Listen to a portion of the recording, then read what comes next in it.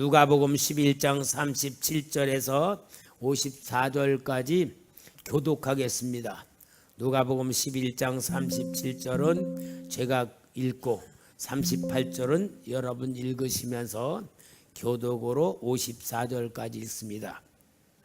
예수께서 말씀하실 때에 한 바리새인이 자기와 함께 점심 잡수시기를 청함으로 들어가 앉으셨더니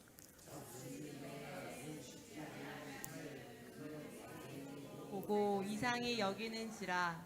주께서 이르시되 너희 바리새인은 지금 잔과 대접의 것은 깨끗이 하나 너희 속에는 탐욕과 악독이 가득하도다. 어리석은 자들아, 겉을 만드신 이가 속도 만들지 아니하셨느냐. 그러나 그 안에 있는 것으로 구제하라. 그리하면 모든 것이 너에게 깨끗하리라. 화 있으신저 너희 바리새인이여, 너희가 박하와 운양과 모든 채소의 11조는 들이되 공의와 하나님께 대한 사랑은 버리는도다. 그러나 이것도 행하고 저것도 버리지 말아야 할지니라. 화 있을진저 너희 바리새인이여, 너희가 회당의 높은 자리와 시장에서 문안받는 것을 기뻐하는도다. 화 있을진저 너희여, 너희는 평토장한 무덤 같아서 그 일을 받는 사람이 알지 못하느니라. 한 율법 교사가 예수께 대답하여 이르되 선생님, 이렇게 말씀하시니 우리까지 모욕하심이니이다. 이르시되 화 있을진저 또 너희 율법 교사여, 지기 어려운 짐을 사람에게 지우고 너희는 한 손가락도 이 짐에 대지 않는도다. 화 있을진저 너희는 선지자들의 무덤을 만드는도다. 그들을 죽인 자도 너희 조상들이로다. 이와 같이 그들은 죽이고 너희는 무덤을 만드니 너희가 너희 조상의 행한 일에 증인이 되어 옳게 여기는도다. 그러므로 하나님의 지혜가 일렀으되 내가 선지자와 사도들을 그들에게 보내리니 그 중에서 더러는 죽이며 또 받게 하리라 하였느니라. 창세 이후로 흘린 모든 선지자의 피를 이 세대가 담당하되 곧 아벨의 피로부터 제단과 성전 사이에서 죽임을 당한 사가라의 피까지 하리라. 내가 너에게 이르노니 과연 이 세대가 담당하리라.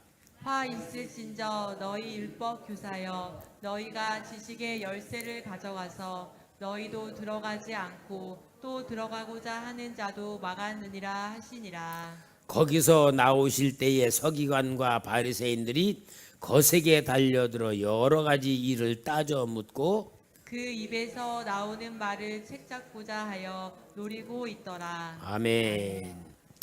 자, 우리 예수님께서 이제 이 누가복음의 사건이 쭉 몇 장까지 기획되는데 주님이 계시는 곳에서 주님이 역사하시는 데는 꼭 우리가 성경의 바탕을 봐야 돼요. 환경을 통하여서 역사하시죠. 유대 땅에 있다가 유대에서 예수님을 죽이려고 하니까 가이사라로 가시고 거기서 그 장소에서 지금 역사를 하십니다. 그 다음에 주님의 역사의 절대적인 또 조건은 뭐냐? 인간관계입니다. 그렇죠? 오늘도 여기 바리새인이 37절에 예수께서 말씀하실 때에 한 바리새인이 자기와 함께 점심 잡수시기를 청함으로 들어가 앉으셨더니, 그러니까 예수님 말씀에 은혜를 받았는지 바리새인이, 원래 바리새인들은 예수님에 대해서 좋은 감정, 나쁜 감정이고 미워했는데 이 바리새인은 자기 집에 와서 잡수시자고 요청을 했어요. 그러면 여러분, 예수님 한 분만 왔어요? 12 제자도 들어갈까? 그러니까 많은 사람 대접하는 거잖아요. 인간관계. 그 다음에 또 일어나는 사건들이 있어요. 오늘 여기도 사건들이 일어나잖아요. 사건. 그 다음에는 하나님의 시간표가 꼭 성경에는 원칙적으로 있는 거예요. 그러면은 오늘 여기 보면 보니까 37절에 예수께서 말씀하실 때에 한 바리새인이 자기와 함께 점심 잡수시기를 청함으로 들어가 앉으셨더니, 아니 바리새인들은 예수님을 미워하고 싫어하고 비판하고 대적하는데, 이 바리새인은 예수님을 점심 잡수기를 자기 집으로 초겠다고 했어요. 그러면은 이 사람은 마음속에 예수님을 진짜 존경하고 인정하고, 이분을 내가 섬겨야 되겠다, 그런 진실한 은혜 받은 마음으로 이 바리새인이 예수님을 다 영접한 것 같으잖아요. 그죠? 그런데요, 내가 성경을 가만히 보니까 그게 아니야. 그러니까 여러분, 우리가 성경을 잘 보면서 예수님하고 관계를 통하여 어떠냐, 예수님을 통하여 은혜 받는 사람도 있고, 예수님을 통하여 상처받는 사람도 있고, 예수님 통하여 원수지간이 되는 사람도 있고, 예수님과의 관계가 말이에요. 그렇단 말이야. 가만히 보니까 이 바리새인이 자기와 함께 점심 잡기를 청하여서 바리새인의 집에 예수님과 제자들이 다 들어갔을 때에, 이 바리새인이 예수님을 참 좋게 생각하고 뭔가 예수님이 은혜를 받아서 예수님에게 감사하는 마음으로 음식 대접을 하려고 하는가 하고 내가 성경을 가만히 보니까 그게 아니야. 왜 그러느냐? 일어나는 사건을 보면은 예수님을 진짜 존경해서 그분을 높여드리고 그분을 모셔서 내가 예수님의 마음으로 제자라도 되겠다라는 마음으로 모신 게 아니란 게 보여지는데, 왜 그러느냐? 38절에 잡수시기 전에 손 씻지 아니하심을 그 바리새인이 보고 이상히 여기는지라. 아니, 손님을 대접했으면은 예수님이 손을 안 씻었다고 그래. 손을 안 씻었어도 존경하면은 이상히 여길 필요 있어요, 없어요? 이 바리새인은 가만히 보니까 예수님을 모셔드리면서도 자기 안경, 율법이라는 안경, 자기가 갖고 있는 생각으로 예수님을 딱 보니까 손을 씻지 아니하고 잡수시려고 그러신단 말이요. 그러니까 어떻게 여겨? 이상히 여겼다. 그럼 예수님을 존경하는 마음으로 예수님과 마음이 하나가 되는 마음이요, 아니 초청은 하고 겉으로 볼 때에는 예수님을 섬기고 참 이렇게 하는 것 같은데 속사마은 예수님과 같은 생각이 아니고 다른 마음으로 보는 거예요. 그러니까 여러분, 성경을 잘 보지 않으면 이런 게 안 보여요. 제가 이렇게 보니까 그런 거야. 그러면 왜 이럴까 보니까 제 나름대로 추측이 가는 거야. 예수님의 유명 인사가 되는 거야. 막 사람들이 몰려들고 막 예수님이 막 사람들에게 소문이 나고 막 그러니까 유명 인사가 되니까 바리새인은 이 예수님을 내가 모셔드리면은 나도 예수님에 의하여서 뭔가 좀 과시하고 사람들 앞에 보여지고, 저 사람 진짜 뭐 대단하네 이렇게 나타낼 수 있겠구나 하는 생각으로 예수님을, 자기를 과시하고 싶고 예수님을 영접해가지고 뭔가 자기를 나타내고 싶고, 그래가지고 예수님을 영접하는 거 모셔드리는 거예요. 왜냐하면은 예수님에서 평가는 눈을 보니까 정상으로 평가를 하는 게 아니고 이상히 여긴다고, 손 씻지 않는다고 예수님을 이상하게 여기는 걸 볼 때는 뭔가 예수님을 믿고자 하는 마음이 아니고 받아들이고자 하는 마음이 아니고 자기 주관이 따로 있단 말이에요.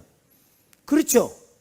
그러니까 여러분, 우리가 이거는 이 성경에 나오는 얘기만 하는 게 아니에요.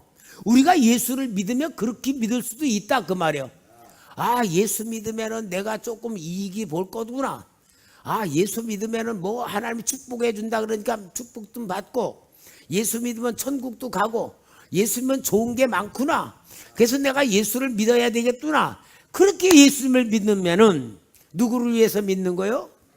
자기를 위해서 믿는 거야. 여러분, 자기를 위해서 믿는다는 것이 틀린 것 같아요? 맞는 것 같아요? 사람들은 다 맞아. 여러분, 누구든지 그렇죠. 자기를 위해서 믿지 누굴 위해 믿어? 어? 밥 먹어 남 주냐? 지가 위해서 밥 먹지. 우리 어렸을 때 그랬죠. 여러분, 나를 위해서 믿는 것 아니에요? 근데 말은 맞는 것 같은데 실은 진짜 우리가 예수를 믿는 거는 나를 위해 믿는 게 아니고 하나님 아버지께서 나를 구원하여 주시고 자녀 삼아 주시고 영원한 생명 주시고 하나님의 영원한 백성 만들어 주셨으니까 하나님의 영광을 위하여서 믿게 된 거예요. 그렇죠? 마치 어떠냐? 어렸을 때에는 모든 게 자기를 위해서야. 모든 어렸을 때는 엄마 아빠를 위해서가 아니고 자기를 위해서 공부도 다 그렇게 하는데 점점 커지면서 철이 들어가면은 내가 나만 위해서 사는 게 아니고 부모님을 위해서도 살아야 되고 또 나에 대한 책임지는 사람들이 있으니까 그 가족을 위해서 살아야 되는 것이 정상적인 성인의 의식과 같은 거예요. 그러니까 여기에 우리 예수님을 초청해 놓고 주님에 대해서 손을 씻지 않는다는 잣대, 그게 뭐냐? 율법이라는 잣대를 가지고 예수님을 딱 보면서 말은 안 했어요. 속으로다가 우리 예수님 손도 안 씻으네. 우리 예수님 율법도 안 지키시네. 그런 마음으로 갖고서 계시는 거예요. 그러니까 여러분, 예수님을 바라보는 바리새인의 그 눈은 어떤 거냐? 예수님이 그러니까 말씀하는 거예요.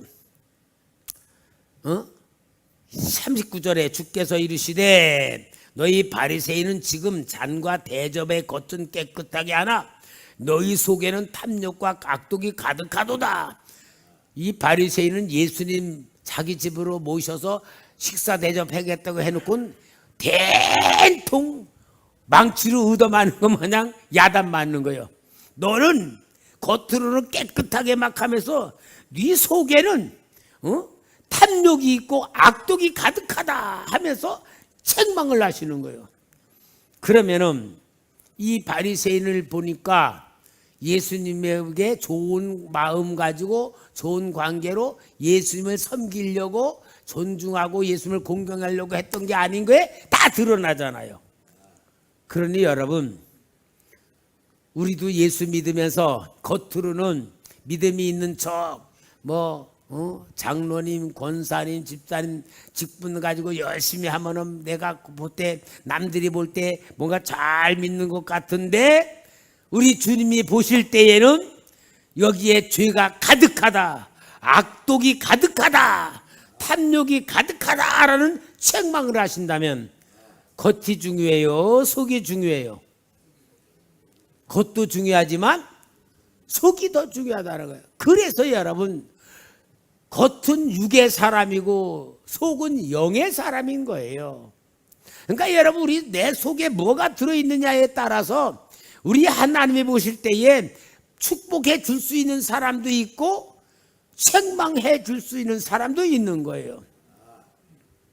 우리 노회에 목사님 따님이 미국에 가서 공부를 해가지고 박사까지 돼서 남편도 박사고 그 딸도 박사인데 그래서 교수도 하는데 암에 걸려가지고 위암이 걸려가지고 수술을 받아야 된다고 해서 노회에 올려가지고 목사님들이 많이 기도하고 있는 과정에 제가 그 딸을 위해서 기도하는데 보니까 참 성격도 깨끗하고 깔끔하고 아주 마음도 진짜 흠잡을 데 없는 그런 마음이고 아주 정말 정직하고 그런데 이 위암에 걸린 것을 보니까 남들이 나를 보기에 올바르게 보이려고 반듯하게 목사의 딸로서 반듯하게 살아왔던 그 습관적인 신앙이지 진짜 가슴 속에서 뜨겁게 감사 감격하는 영으로서 하나님 앞에 성령으로 드리는 그런 마음이 아니니까 하나님이 영의 사람을 만드시기 위해서 하신 거더라고요.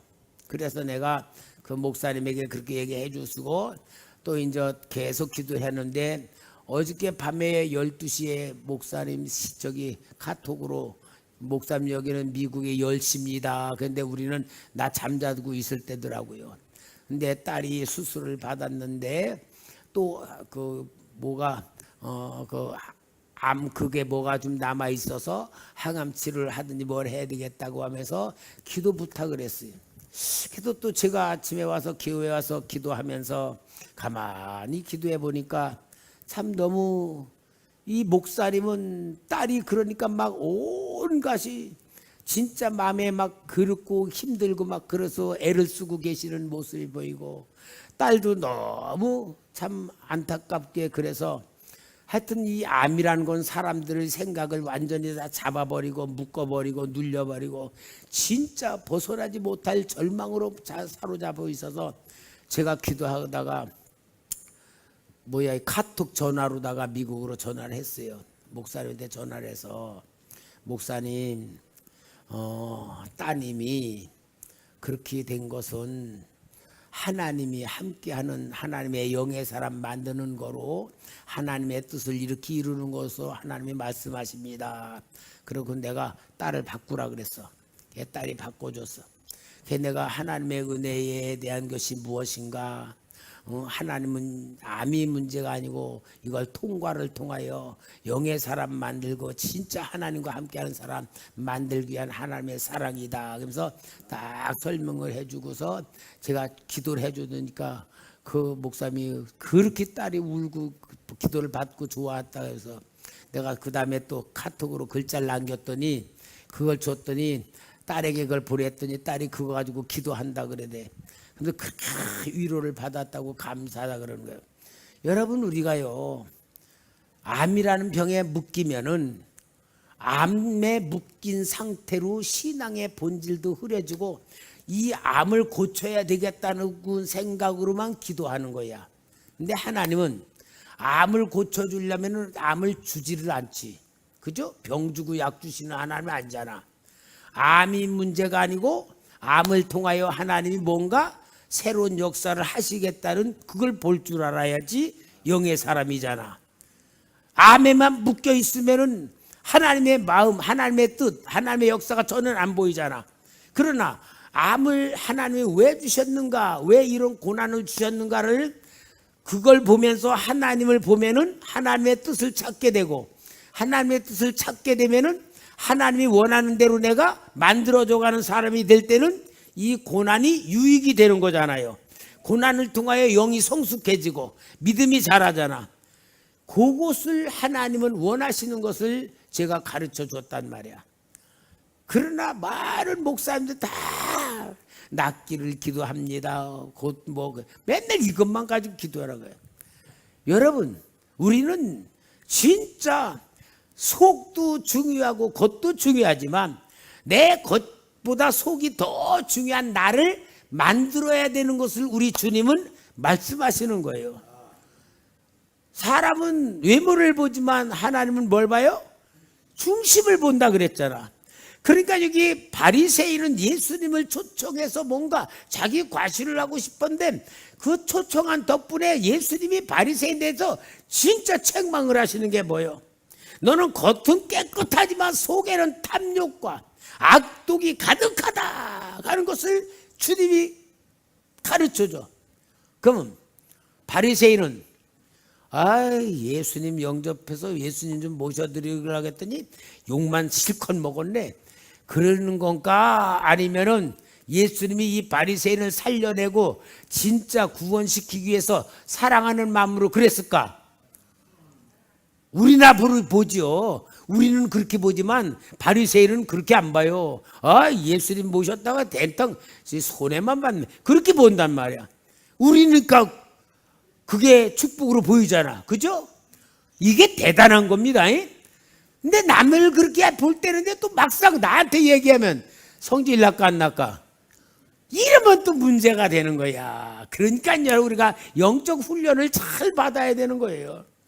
그래서 바리새인은 진짜 책망을 받으면서 속을 깨끗하도록 하라는 하나님의 말씀을 보면서, 여러분, 이 바리새인이 갖고는 율법이라고 하는 잣대는, 율법이라고 한 것을 하나님이 주셨잖아요.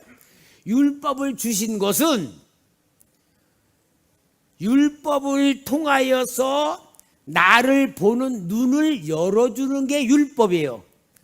율법을 통해서 나는 율법을 완전히 지킬 수가 없는 부족한 인간이구나 하는 죄인임을 깨닫고 하나님 앞에 가서 하나님의 사랑을 받을 수 있도록 하기 위한 것이 율법의 목적이에요.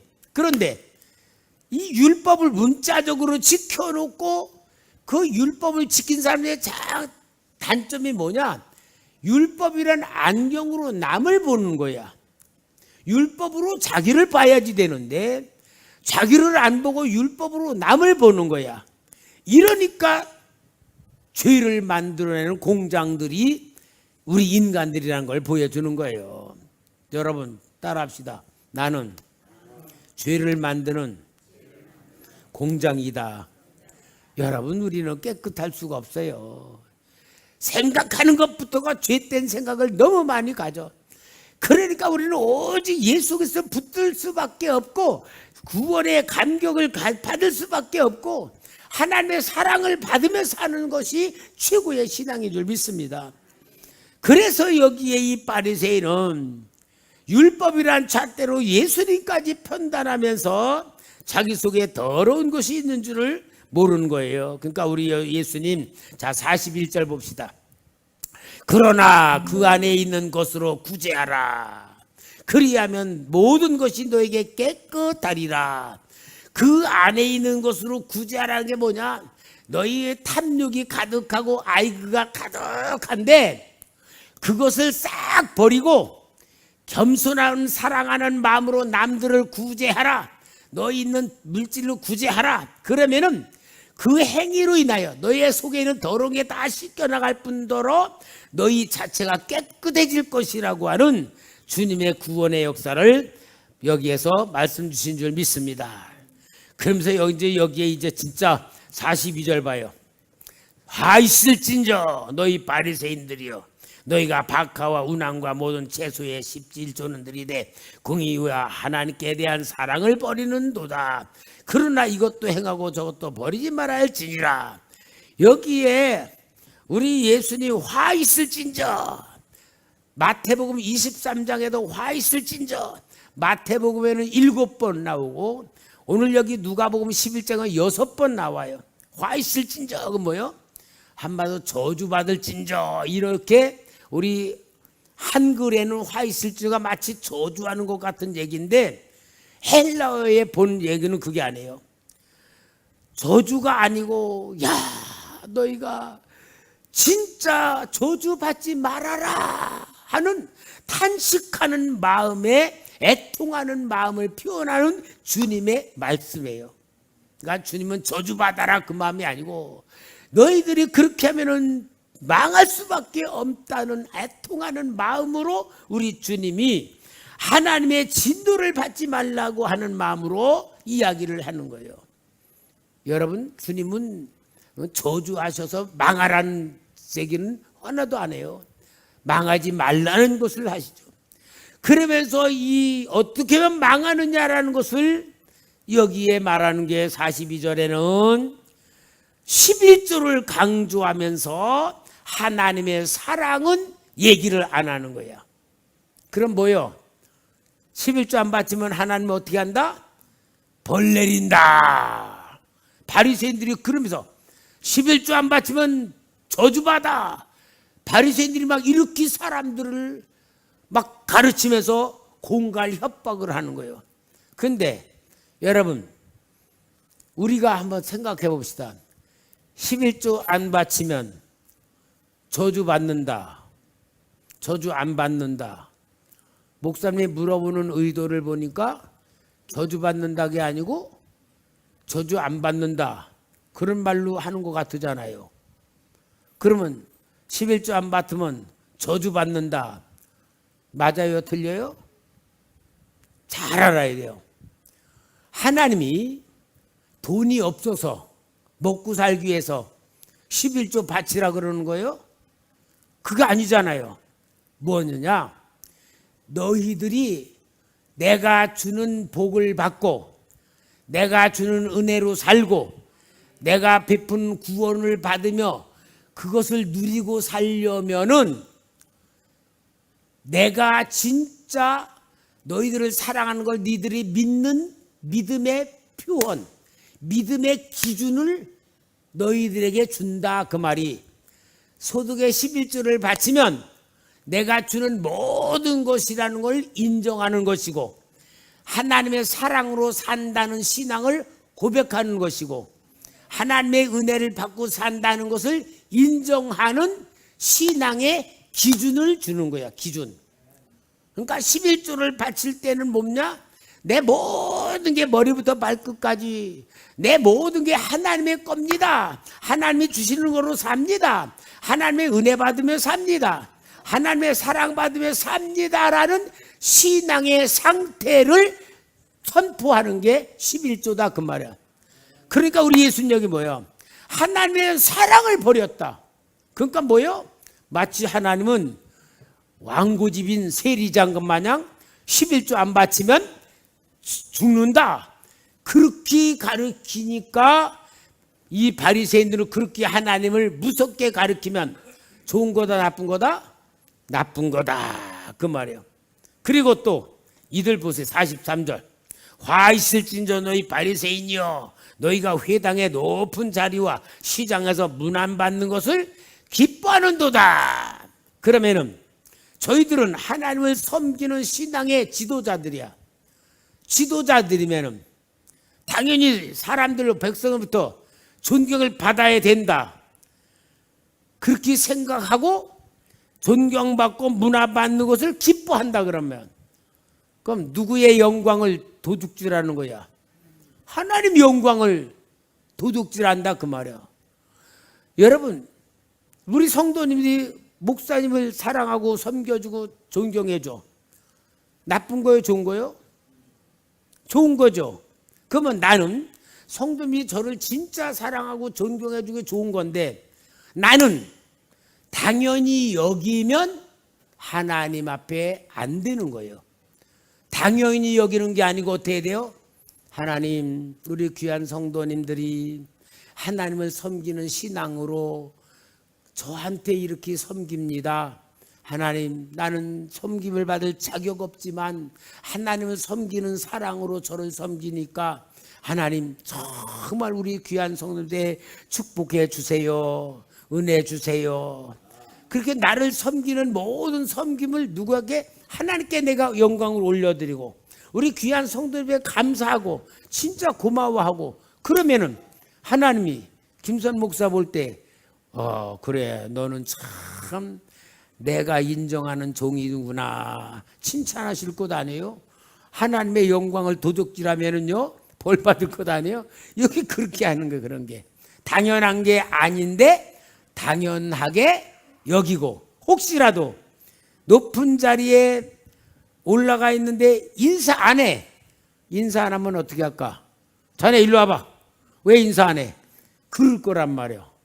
이게 종교인들이 높은 자리에서 대접받는 것을 책망하는 그러한 상태를 우리 주님이 드러내는 거예요. 그리고 44절에는 평토장한 무덤 같아서 평토장한 무덤 뭐냐면 사람을 죽어서 무덤에 놨는데 그 무덤이 오래 가니까 완전히 이제 무덤 흔적이 없었어. 사람들이 거기는 진짜 완전히 무덤인 줄 모르고 길 돌아다녀. 그럼 그 밑에 시체가 있는 줄도 몰라. 그와 같이 겉으로만 완전히 화려하게 차렸다는 걸 보여주고요. 자 이렇게 하니까 45절 보니까 뭐라 그래? 한 율법 교사가 예수께 대답하여 이르되 선생님 이렇게 말씀하시니 우리까지 모욕하심이니이다. 율법사가 가만히 있으면 괜찮은데 또 잘난 척하고 예수님에게 율법사 우리는 안 그렇다라고 나타나는 것 같이 얘기를 하는 거예요. 그러니까 여러분, 율법상 가만히 있어도 괜찮죠? 46절에 이르시되 화 있을진저 너희 율법교사요 하면서 율법교사들도 땡탕 얻어 터지는 역사를 여기 만드는 거예요.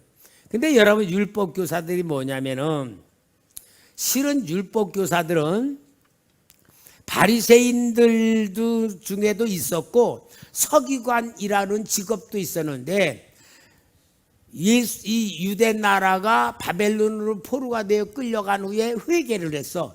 아, 우리가 하나님의 말씀을 너무 등한시했구나. 그래가지고 회개하는 마음으로 말씀으로 돌아가는 운동을 하면서 그 하나님의 율법을 연구를 하고 율법을 계속, 지금은 인쇄를 하지만 옛날에는 필사를 했잖아요. 계속 필사를 하면서 그 말씀을 나누어주는 그런 직업을 가진 사람들이니까 율법에 대해서는 전통적인 지식을 가지고 있어서 그들이 율법을 가르치는 그런 사람들이었는데, 이들이 율법을 가르치면서도 어땠느냐? 46절에 이르시되 화 있을진저 또 너희 율법 교사여 지기 어려운 짐을 사람들에게 지우고 너희는 한 손가락도 이 짐에 대어 대지 않는도다. 그러니까 뭐요? 율법을 가르치기를 하지만 전네들은 지켜 안 지켜? 안 지킨단 말이야. 여러분, 이럴 수 있잖아요. 그러니까 우리가 가르치면서도 자기는 행하지 않으면 어때요? 그러니까 여기 한마디로 얼마나 악한 짓을 했는지, 정말 여기에 50절부터 보면은 우리 주님이 창세 이후로 흘린 모든 선지자의 피를 이 세대가 담당하되 곧 아벨의 피로부터 제단과 성전사에서 죽임을 당한 사가랴의 피까지 하리라. 내가 너에게 이르니 과연 이 세대가 담당하냐. 무슨 말이냐? 가인이 아벨 죽였죠. 아벨은 신앙 때문에 죽은 첫 순교자가 된 거야. 그런데 유대 시대에 요아스라는 왕이 여호사밧이 여호사밧 아들이 아하시야 아들이 여호람, 요 두 아들이 북쪽 이스라엘 가서 북쪽 이스라엘 왕 예후에게 죽었어. 그러니까 여호사밧의 며느리인 며느리, 아주 며느리가 누구냐? 아합, 이세벨의 딸이야. 요 이세벨의 딸이 자기 아들이 죽는 걸 보고 손자들을 다 죽였어. 그리고 지가 왕이 됐어. 그래서 7년 동안 다스리는데 대제사장 여호야김이 그들 죽는 중에 요아스라는 손주를 꺼내다가 그 성전에서 숨겨서 7년 동안 가르쳤다가 요아스를 갖다가 7년 만에 아달랴를, 그 여호사밧의 며느리 아달랴를 죽이고 요아스 왕을 세웠거든요. 그 요아스 왕은 여호야다에 의하여 왕이 된 사람이야. 근데 여호야다가 죽고 요아스가 좀 하나님을 섬기는 길을 타락했어. 그러니까 여호야다의 아들인 스가랴에게 성령이 임해가지고 요아스를 책망했어요. 당신 그러면 안 된다. 근데 요아스가 자기를 건져준 대제사장 여호야다의 아들인 스가랴를 쳐 죽였어. 그 얘기야. 그래서 스가랴가 그야 이만큼 하나님이 보낸 사람을 죽이는 시대였다는 것을 예수님이 책망하는 거예요. 그러니까 모든 율법을 가진 자들이 율법을 어기는 것을 하나님이 선지자들을 보내가지고 책망을 하면 모든 선지자들 다 죽여놓고 후대에서는 그 사람이 진짜 선지자였어, 진짜 잘못한 거야. 그리고 무덤을 꾸며놔. 무덤을 꺼놓고 우리 선조들이 저 선지자를 죽였는데 진짜 저 선지자는 참 선지자였어. 그렇게 해놓으니까 우리 예수님이 너희들이 선지자를 죽여놓고 죽인 조상들에 의하여 선지자들을 갖다 의롭게 만들어 놓고 있는 너희들도 그 조상들의 후손이니까 너희도 선지자를 죽이는 역사가 일어날 거다 하는 책망을 여기 하는데 그 선지자가 누굴까? 이 시대가 담당하리라 그러니까 그 선지자가 누구야? 당연하죠. 예수님이지. 너희들이 결국은 선지자 예수님을 죽일 것이라는 것을 이야기하는 거예요. 그러니 여러분 얼마나 무서운 일을 저지르면서도 안다 모른다? 모른답니다. 이게 오늘 우리 예수님께서 진짜 이 바리새인 집에서 책망하며 드러내는 이야기예요. 율법을 가지고 율법을 완성시키러 오시는 예수님을 죽이는 자들이 무리가 된다는 것을 이야기하는 거예요. 그러면은 여러분 설마 그래도 안 믿을 텐데 우리 여기 53절 54절 같이 읽을까요? 시작. 거세게 달려들어 여러 가지 일을 따져 묻고 그 입에서 나오는 말을 책잡고자 하여 노리고 있더라. 한마디로 예수님과의 관계에 은혜 받는 관계, 구원받는 관계, 예수님과 상관없는 인간관계, 예수님을 죽이려고 하는 원수된 관계들이 성경에 쫙 나오잖아요. 오늘 여러분 우리는 예수님과 어떤 관계인가를 생각하고 나는 항상 좋은 사람이라고 생각하고 잘한다고 생각해. 그러나 예수님의 입장에서 나를 봐야지만 내가 어떤 상태인가를 볼 수 있는 내가 되는 겁니다. 오늘도 여러분 우리는 성경을 통하여 다른 지식을 갖는 게 아니고 나를 보는 눈이 열려지는 삶이 되기를 주의 이름으로 부탁합니다.